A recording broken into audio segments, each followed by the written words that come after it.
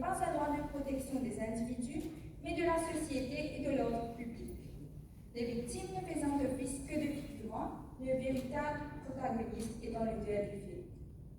Si une telle affirmation a longtemps semblé vraie, elle paraît battre en retraite ces dernières décennies. En effet, on le sait, la répression des infractions sexuelles n'entend plus protéger l'honneur des familles, mais le consentement de la victime.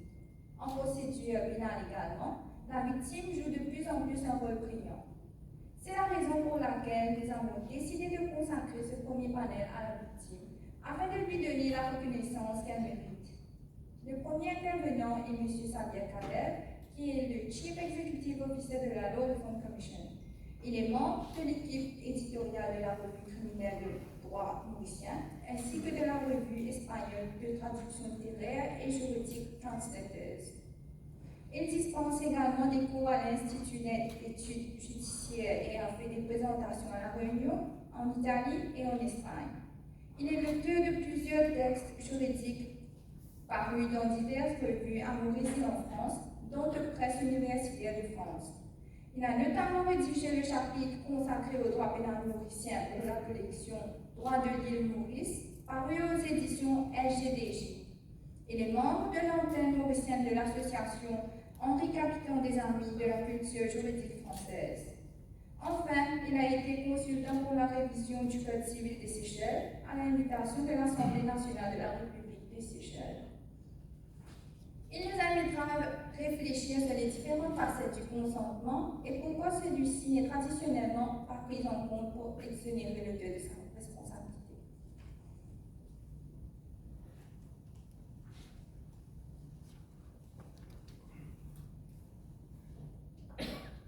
Merci, mademoiselle Louis.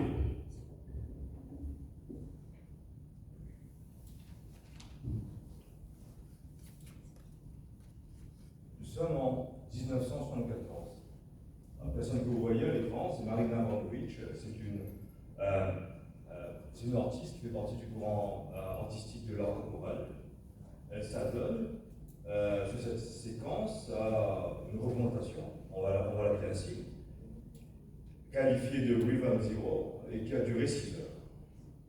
Abramovic a invité le public à lui faire ce qu'il voulait, et ce en utilisant 72 objets qu'elle avait placés sur une table, dont, comme vous pouvez le voir, une rose, une plume, un parfum, du miel, du pain, du raisin, du vin, des ciseaux, là ça commence à se casser, des scalpels, des clous, une barre de métal et un pistolet chargé d'une balle.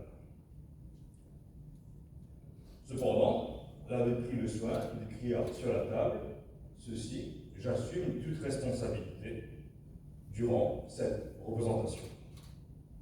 La question de savoir est-ce que écrire une telle note permet de rendre légal un acte que le droit considère comme illégal.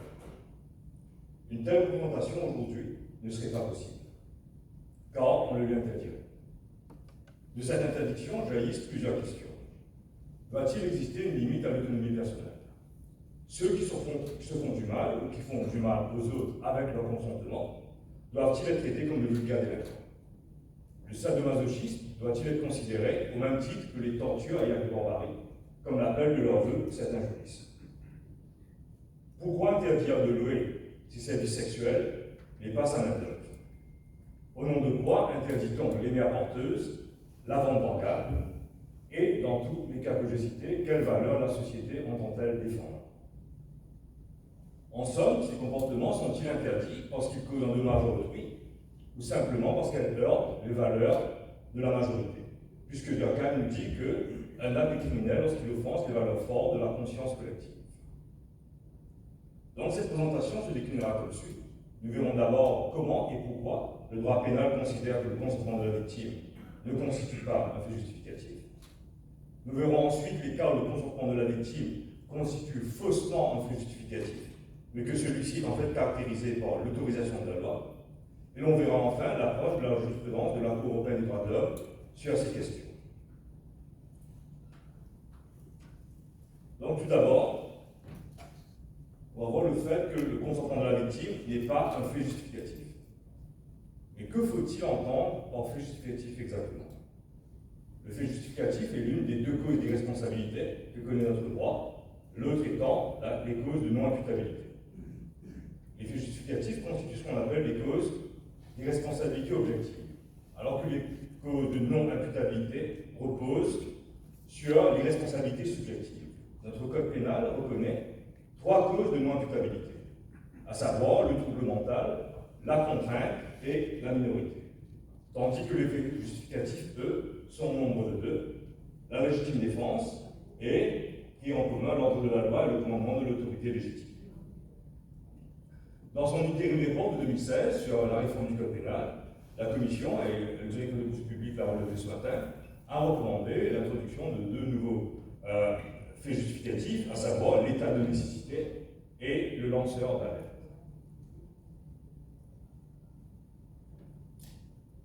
En dépit de l'adage latin volenti non fit injuria, le droit pénal ne reconnaît pas le consentement de la victime comme un fait justificatif, aux causes d'exonération. En effet, selon la Cour de cassation, le consentement de la victime d'une voie de fait homicide ne saurait légitimer cet acte. Cela ne s'applique pas uniquement aux homicides, mais également aux atteintes à l'intégrité corporelle. Le premier exemple que nous allons voir est celui de ce qu'on qualifie de l'affaire du Lancet. Cette photo est prise du film Le Loup de Wall Street, je ne sais pas si vous vous souvenez, où les traders s'adonnent à cette pratique très contestable.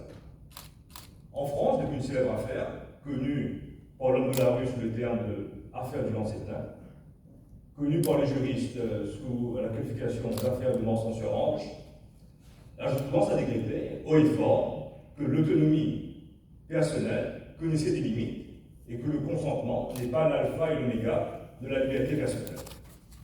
Les faits n'en sont comme suit. De la vue sur mensonge sur ange organise ce que l'on appelle trivialement un lancer de nain. Concrètement, le nain est enarché, utilisé comme un projectile pour des spectateurs, et le but est de, entre guillemets, le lancer le plus loin possible. Toutefois, deux précisions doivent être apportées. D'abord, la sécurité du nain est assurée, puisque ce dernier est équipé d'un casque et retombe sur matelas. Ensuite, le nain est consentant. Et c'est là tout le nœud gordien du problème. Il participe librement à cette activité et, par ailleurs, il est rémunéré pour cela. Toutefois, le 25 octobre 1991, le maire de la ville de Mensonge-sur-Orge prend un arrêté pour interdire cette activité qui devait avoir lieu dans une discothèque. Il se fonde pour se faire sur l'ancien article L131-2 du Code des communes, selon lequel, je cite, la police municipale a pour objet d'assurer le bon ordre, la sûreté, la sécurité et la salubrité publique. Ainsi, le maire considère que la protection de l'ordre public lui permet d'interdire le lancer de nain.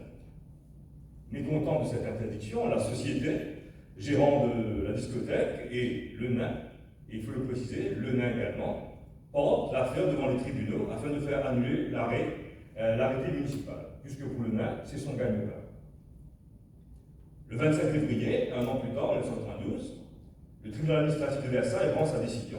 Il annule, en effet, l'arrêté du maire par lequel il avait interdit le lancer de nain. Selon les juges administratifs, quand bien même le lancer de nain porte atteinte à la dignité de la personne humaine, son interdiction ne peut être prononcée en l'absence de circonstances locales particulières. Face à cette décision, le maire de Mensonge-sur-Orge décide de saisir le Conseil d'État afin de faire annuler le jugement du tribunal administratif de Versailles.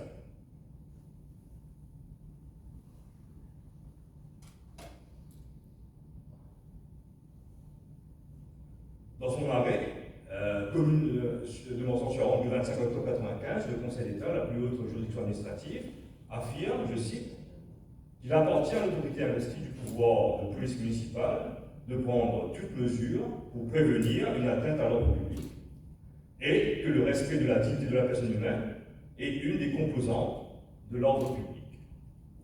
Ainsi, le consentement du nain ne suffit pas à justifier cette pratique. On remarque d'ailleurs que selon le Conseil d'État, les principes de liberté du travail et de liberté du commerce et de l'industrie, dont se prévalait le nain et la société gérant de cette activité, ne font pas obstacle à l'interdiction du lancer de nain. Il y a ainsi lieu de comprendre qu'on ne peut pas porter astreinte à sa propre dignité. Le Conseil d'État consacre donc, par cet arrêt, le caractère indisponible de la dignité humaine. Bon. On est certes en présence ici d'une décision administrative, puisqu'il s'agit d'une décision de Conseil d'État, mais elle nous intéresse au plus haut point, pour ce colloque sur le droit pénal, puisque pour la première fois en droit français, est convoquée ouvertement une notion, et qui sera reprise et exploitée, à tort et à travers, oserais-je dire, par la jurisprudence européenne pénale, que l'on verra tout à l'heure. Et cette notion, c'est celle de la dignité humaine. Certes, la dignité humaine n'est pas une notion nouvelle en droit. Loin s'en faut. Plusieurs conventions internationales en font mention, et ce surtout sortir de la Seconde Guerre mondiale, et après les exactions nazies et la barbarie japonaise sur les populations civiles. Et jusqu'ici, il s'agissait d'une dignité humaine dite positive, qui octroyait des droits, notamment celui de ne pas être soumis à de la torture. Avec l'affaire Rançon-sur-Orge, se révèle une dignité humaine considérée comme négative, qui enlève des droits, entre autres celui de l'autodisposition. Cette nouvelle forme de dignité humaine permet de faire fi du consentement de l'individu. On veut ici le protéger contre lui-même, et ce, comme le dit la décision du Conseil d'État, puisque la dignité est une des composantes de l'ordre public. Autre exemple où le consentement de la victime n'a pas été admis comme fait justificatif est celui du duel. Cette photo représente le duel entre le maire de Marseille de l'époque, Gaston Defferre, et le gaulliste René Ribière. Ça a été le dernier, officiellement le dernier duel de l'histoire de France, pour l'honneur. Donc René Ribière a été blessé une première fois, mais il demande la reprise du combat, et après une seconde escafilade, de faire consent finalement ce que l'arbitre mette fin au combat. Donc ce n'est pas allé jusqu'à comme dans les duels que l'on voyait dans les films de notre enfance, mais n'empêche, De Gaulle était contre ce duel-là, mais personne n'a été poursuivi. Donc, la question se pose, est-ce que, si, disons, vous avez mal à partir avec votre voisin à cause de ces branches qui tombent sur votre cou, est-ce que vous pouvez le défier en duel? Est-ce que vous pourrez donner rendez-vous à votre voisin aux petites heures du matin, tout au cerf, en combat au sabre? On part du principe que les deux sont consentants, vous-même et votre voisin, et les deux veulent laver leur honneur souillé. Est-ce que le droit pénal devrait s'en mêler? De fait, il faut bien le comprendre, et que le droit pénal, et c'est un sujet discutable, n'est pas fait pour protéger les victimes et la société dans son ensemble. Et non pas de défendre des intérêts privés, mais plutôt de réprimer le trouble social, alors que le consentement de la victime, lui, relève de l'intérêt privé qui est surpassé par l'intérêt général. Poursuivons notre fiction juridique et imaginons que vous-même et votre voisin prennent, et ce comme le veut la tradition, 2 témoins pour le duel en question. Ces témoins-là encourent-ils des poursuites au pénal? Oui, du moins, si elles ont joué un rôle actif et n'ont pas tenté de dissuader les deux adversaires de se battre, et qui, en connaissance de cause, ont fourni les armes ou prêté le terrain, elles pourront alors être poursuivies comme complices. Par contre, si les témoins n'ont fait office que de spectateurs, c'est alors sur le visage de notre section 39A qu'il faudra envisager une poursuite, c'est-à-dire pour non-assistance à personne en danger. En effet, les lois qui protègent la vie des hommes sont d'ordre public et aucune volonté particulière ne saurait absoudre ou rendre licite un crime contre les personnes. Ainsi, de longue date, la Cour de cassation a considéré que le consentement de la victime n'était pas de nature à faire disparaître le délit de violence. Elle a été tout d'abord conduite à juger ainsi à propos de conscrits qui acceptaient, voire sollicitaient des mutilations sur leur corps pour éviter d'être enrôlés. Dès 1813, la Chambre criminelle affirmait que les blessures faites volontairement ne peuvent être réputées n'être ni crime ni délit que lorsqu'elles ont été commandées soit par l'autorité légitime, d'après l'ordre de la loi, soit par la nécessité actuelle de la légitime défense, et que, hors de ces cas-là, à raison d'une utilité pas reconnue, ces violences sont des infractions. Nous allons maintenant voir les cas où le consentement de la victime fait faussement disparaître l'infraction. Donc nous avons vu que nous ne pouvons pas défier impunément nos adversaires en duel sans pour autant courir à l'IA du droit pénal. Mais qu'en est-il des combats de boxe, me direz-vous? Pourquoi est-ce qu'on ne poursuit pas Mike Tyson puisque, de même, voilà, il consent à donner des coups à une autre personne sur un ring? N'est-ce pas là une forme altérée du duel? La boxe, cette version moderne des combats de gladiateurs, n'est-elle pas autorisée justement parce que les participants sont consentants? Oui et non. Oui, parce que le consentement des combattants doit en effet être présent, sans quoi nous serions dans une sorte de Squid Game où tout serait permis. Non, parce que le consentement à lui seul ne suffit pas. Pour la boxe, par exemple, c'est l'autorisation de la loi qui parachève la légalité de ces comportements alliés au consentement des participants.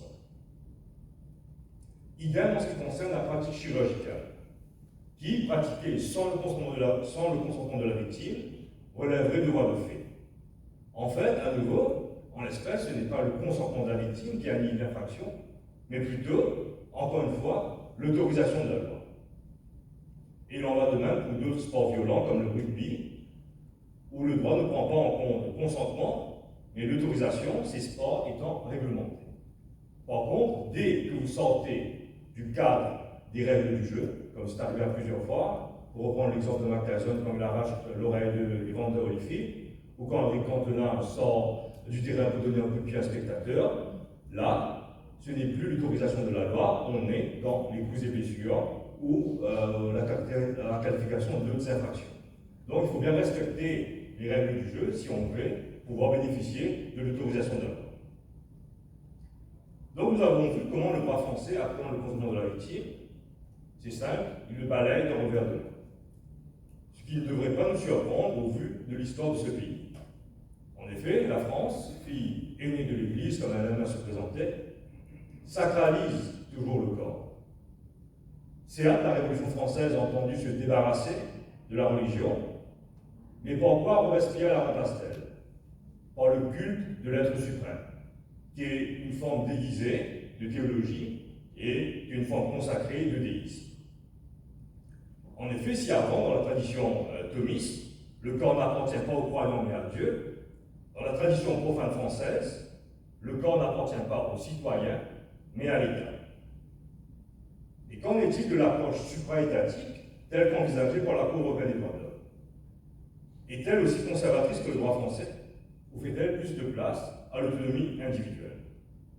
La réponse est plurielle et dépend de l'infraction dont il est question et du tabou sociétal qui lui est attaché, ainsi que des dérives qui peuvent en découler. Voyons d'abord la position de la Cour européenne des droits de l'homme sur la question de l'euthanasie. Donc d'abord avec l'affaire Preti contre le Royaume-Uni du 29 avril 2002. Si le suicide n'est pas interdit sous nos latitudes, il n'en va pas de même d'aider une personne à se donner la mort. En effet, on le sait, le mobile, aussi altruiste qu'il soit, n'est pas pris en compte par le droit pénal. Ainsi, l'auteur de l'euthanasie dite active serait poursuivi par nos tribunaux, soit pour meurtre ou assassinat, sous le visa respectivement des sections 215 et 216, tandis que l'auteur d'euthanasie passive le serait pour non-assistance à personne en danger, sous le visa de la section 39A.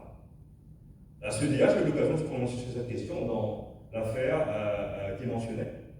En l'espèce, Diane Preti réclamait, au nom du droit à une vie décente, cette expression-là reviendra souvent dans les questions liées à l'euthanasie, l'autorisation de demander à son mari de mettre fin à ses jours en protégeant celui-ci de poursuites pénales. Cette demande a été refusée par le Royaume-Uni, corps contrevenant à la législation locale, qui assimile le suicide assisté à un meurtre.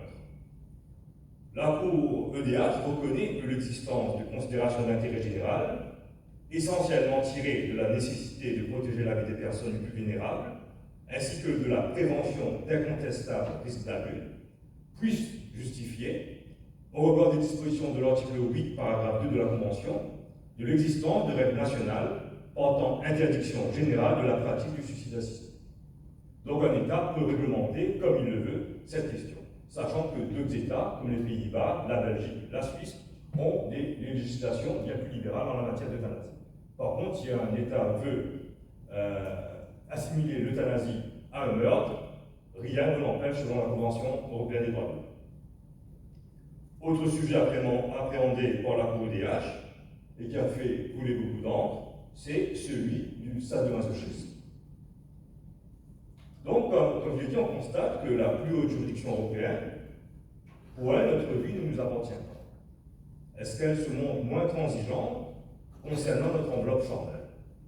Si on ne peut pas se donner la mort, peut-on au moins se faire fouetter si tel est notre bon plaisir? Deux décisions viennent nous éclairer en la matière et qui ne sont pas identiques. La première, c'est l'aspect et autres contre le Royaume-Uni du 19 avril 1997. En 1987, plusieurs vidéocassettes enregistrées lors de réunions à caractère sadomasochisme impliquant les requérants et 44 autres homosexuels tombaient entre les mains de la police, alors que celle-ci procédait à des enquêtes de routine sur d'autres questions. Les requérants, avec plusieurs autres hommes, furent en conséquence inculpés de différentes infractions, notamment de coups et blessures intervenus lors de pratiques sadomasochistes qui s'étaient déroulées sur une dizaine d'années. Selon les juges européens, je cite, l'État est incontestablement en droit de réguler, par le jeu du droit pénal, les pratiques qui entraînent des dommages corporels. Le choix du niveau de dommage à tolérer lorsque la victime est consentante revient en premier lieu à l'État concerné. Donc, en 1997, la Cour juge que tout dommage porté à autrui, tout dommage corporel, ne saurait être disqualifié parce que les victimes y consentiraient. Par contre, moins de 10 ans plus tard, la Cour se montre moins radicale et adopte une approche plus libérale. C'est la célèbre affaire KA et AD contre Belgique du 17 février 2005. Dans cette affaire, les faits en cause relevaient de pratiques telles que l'homme et le couple hétérosexuel qui s'y livrait n'étaient plus admis dans les clubs spécialisés. Et c'est important de le noter, parce qu'ici on le verra, le degré de violence joue autant que le consentement donné par les participants. Donc, les différentes atteintes à l'intégrité corporelle étaient comme suit: brûlure, lavement, suspension, utilisation d'aiguilles et de poids, choc électrique. Des séances avaient fait l'objet de captations vidéo que la police belge avait trouvé incitamment à l'occasion d'une enquête sur des infractions sans rapport avec ces faits. Le ministère public avait alors poursuivi les deux hommes responsables de ces actes exercés sur la femme, celle-ci n'ayant pas porté plainte ni témoigné à charge contre eux. Condamnés pour coups et blessures, les inculpés formaient un recours devant la Cour européenne en arguant notamment qu'une telle sanction portait une atteinte disproportionnée à leur droit à la vie privée. Il s'agissait de pratiques sexuelles en effet se déroulant dans un cadre privé avec le consentement de la participante et dépourvues de séquelles. Les juridictions belges avaient, quant à elles, estimé que ce consentement était sans incidence sur la qualification de coups et blessures. Le débat, ici, devant la Cour européenne, porta essentiellement sur le caractère nécessaire et proportionné, comme ça a souvent été le cas devant la CEDH, d'une telle atteinte à la vie privée. Donc la Cour considère dans son arrêt que si la justice belge avait pu valablement sanctionner les deux hommes, c'était avant tout parce que les vidéos montraient qu'ils n'avaient pas respecté l'accord selon lequel la séance devait s'arrêter, lorsque la femme utilisait les mots pitié et stop, qui sont dans les pratiques sadomasochistes, les noms de code qu'on utilise pour faire arrêter une pratique dès qu'on ne veut plus la subir, et qu'ils avaient, de sorte, perdu le contrôle de la situation. A contrario, nous dit la Cour, et c'est là que cette décision tranche avec la précédente, dès lors que le consentement des participants serait assuré, constamment et rigoureusement, un peu comme pour l'infraction de viol, il faut que le consentement dure pendant tout le rapport sexuel, la pénalisation des pratiques sadomasochistes constituerait une atteinte disproportionnée au droit à la vie privée. Sans rentrer dans le détail de cette décision, certains ont considéré que cette décision consacrait le droit au sadisme, alors qu'on le sait, le sadisme c'est uniquement prendre du plaisir à faire du mal à d'autres, alors que là on est en brisant plus sadomasochisme. Donc, et pour conclure, nous avons vu que le droit français ne reconnaît pas le consentement de la victime comme fait justificatif. Mais ce n'est pas là l'approche de tous les systèmes juridiques. Ainsi, selon la position du droit allemand, le consentement de la victime est expressément prévu dans certains cas. Ainsi, le droit allemand consacre-t-il le consentement de la victime comme fait justificatif et qui est visé à l'article 228 du Strafgesetzbuch du Code pénal allemand, c'est ce qu'on appelle Einwilligung. En effet, selon la section 228 du Code pénal allemand, les violences corporelles consenties ne sont pas illicites, sauf si elles contreviennent aux bonnes mœurs. De même, en Italie, l'article 50 du Code pénal italien dispose que n'est pas punissable celui qui met en péril un droit avec le consentement de la personne qui peut validement disposer. Dans notre droit, ce fait justificatif n'est pas admis, comme en atteste la survivance de la section 250 du Code pénal, ainsi que de l'article 6 du Code civil, selon laquelle on ne peut déroger pour des conventions particulières aux lois qui intéressent l'ordre public et les bonnes mœurs. La Cour EDH, elle, si elle ne transige pas sur le droit à la vie, sur laquelle pèse sur les états une obligation positive, elle s'est montrée moins radicale concernant le droit à la vie privée, qui permet une certaine marge d'autonomie. La question qui se pose, in fine, c'est est-ce que l'État a le droit de protéger les citoyens contre eux-mêmes, et s'il faut reconnaître à la notion de dignité humaine une dimension négative qui permettrait de limiter l'autonomie personnelle. Une question que les tribunaux, qu'ils soient étatiques ou supra-étatiques, n'ont pas fini de trancher, mais que j'espère cette présentation aura eu au moins le mérite de dénuer un tant soit peu les différentes problématiques en jeu. Merci.